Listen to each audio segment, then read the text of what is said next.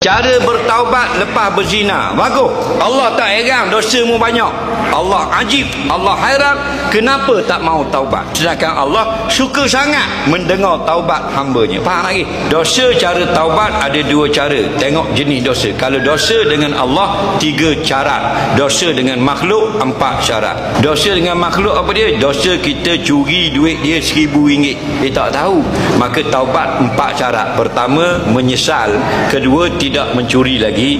Ketiga, berazam tak mau curi lagi. Keempat, pulangkan RM1,000 itu. Sesat taubat Tuhan terima. Tapi kalau zina bukan dosa dengan orang, dengan Allah. Zina, isyak dadah, minum arak, tak tutup aurat, berjudi, itu semua dosa dengan Allah. 3 saja syarat. Berhenti berzina, tak mau berzina dah. Berazam tidak lagi berzina, menyesal takut kepada Allah. Allah ampun selalu. Walau dok dalam pakas luar lagi. Dia berzina, dia lanjang. Lepas berzina tu